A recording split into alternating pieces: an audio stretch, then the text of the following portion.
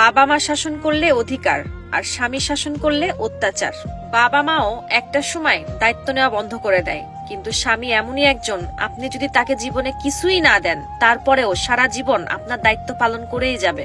বিয়ের পর একটা নারীকে শাসন করার প্রথম অধিকার তার স্বামীর। স্বামীর শাসনে থাকা অনেক ভাগ্যের বিষয়, কারণ দুনিয়াতে যে স্বামী তার স্ত্রীকে অনেক বেশি শাসনে রাখে, বুঝে নিবেন সেই স্বামী তার স্ত্রীকে অনেক বেশি ভালোবাসে।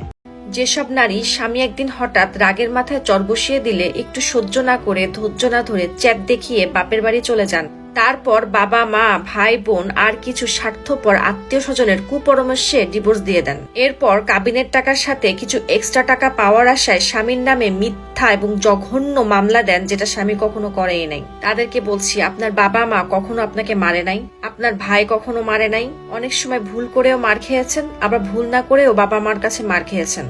তখন কি আপনি রাগের মাথায় কোর্টে গিয়ে আপনার বাপ মা ভাইকে মামলা দিয়ে জেলের ভাত খাওয়াইছিলেন, নাকি তাদেরকে ছেড়ে চলে গেছিলেন? কিন্তু যেখানে বিয়ের পর একটা নারীর জীবনে বাবা মার অধিকারের চাইতেও স্বামীর অধিকার বেশি থাকে, তার রাগ, তার শাসন, তার একটু ভুল সহ্য করতে পারেন না। সব চ্যাট দেমাগ শুধু স্বামীর সাথে দেখাতে পারবেন। ডিভোর্সের পরে আপনার বাপের বাড়ি হোক আর অন্য কোথায় হোক, আপনার এই চ্যাট, আপনার এই দিমাগের 2 পয়সার কেউ দাম দিবে না। সবার সাথে তুলার মতো নরম হয়ে থাকতে হবে। এজন্য স্বামী রাগ করলে একটু পরে আবার ঠিকই ভালোবাসবে। নরম যদি হইতে হয় স্বামীর সংসারে হন, একটু সময় লাগলেও ধৈর্য ধরবেন, দেখবেন লাভ আর লাভ।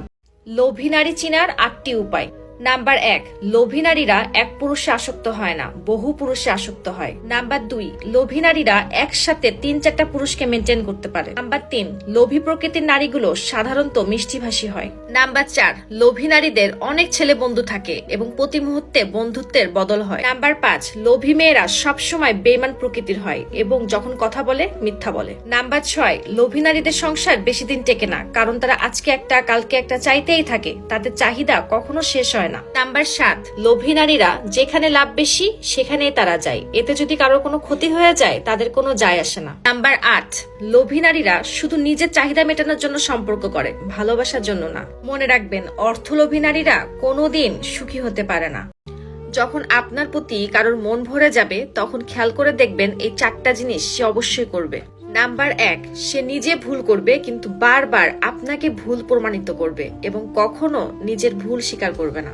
নাম্বার 2, আপনাদের ভিতরে সামান্য একটু ঝগড়া হলেই আপনাকে ব্লক করা শুরু করে দিবে। নাম্বার 3, তার পক্ষ থেকে খুবই কম কল এবং মেসেজ করবে, কিন্তু যখন তার একা একা ভালো লাগবে না তখন টাইম পাস করার জন্য আপনার সাথে কথা বলবে। নাম্বার 4, আপনি তার উপরে যতই রাগ করে থাকেন না কেন তার কোনো যায় আসবে না, সে তার মতন করে ঠিকই মজায় থাকবে।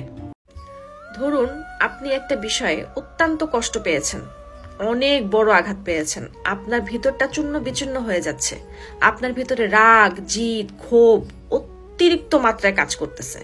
সেক্ষেত্রে আপনি দুজনকে আপনার রাগ, জিদ, ক্ষোভগুলো প্রকাশ করতে পারবেন। নাম্বার 1, আল্লাহ। জায়নামাজে বসে আমরা অনেক সময় আল্লাহর সাথে অভিমান করে কথা বলি। আল্লাহ তুমি কেন এটা করলা, আল্লাহ তুমি আমাকে কেন দুনিয়াতে পাঠাইলা, আল্লাহ তুমি আমাকে নিয়ে যাও। জীবনে ঘটে যাওয়া সবকিছু আমরা আল্লাহর উপরে চাপিয়ে দিই যে আল্লাহ তুমি এটা কেন করলা।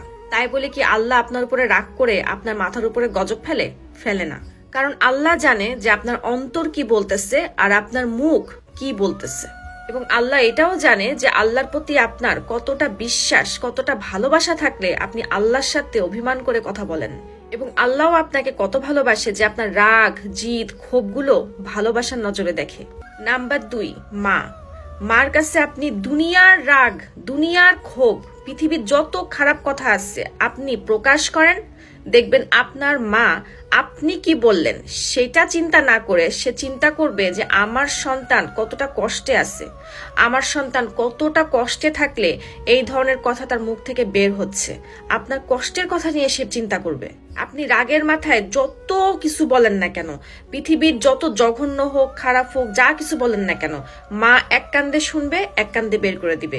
সে শুধু আপনার কষ্টের কথাটা চিন্তা করবে। এই 2 জন ছাড়া বাকি পৃথিবীর যে কোনো মানুষের কাছে আপনি রাগ দেখাতে যান, আপনার কষ্ট, আপনার দুঃখ, আপনার ক্ষোভের 2টো লাইন বলতে যান, দেখবেন উল্টা আপনার 12টা বাজায় দিবে। তার জন্য আপনি যদি কলিজা কেটেও দেন, দুনিয়া তার পায়ের নিচে এনে দেন, তারপরেও আপনি তার সাথে আপনার রাগ, জিদ, ক্ষোভ এগুলা কিছুই দেখাতে পারবেন না। এই জন্য যদি রাগ হয়, জিদ হয়, ক্ষোভ হয়, অভিমান হয়, আল্লাহর কাছে শেয়ার করবেন এবং নিজের মায়ের কাছে শেয়ার করবেন। মনে রাখবেন, এটা দুনিয়া, মায়ের কোল না।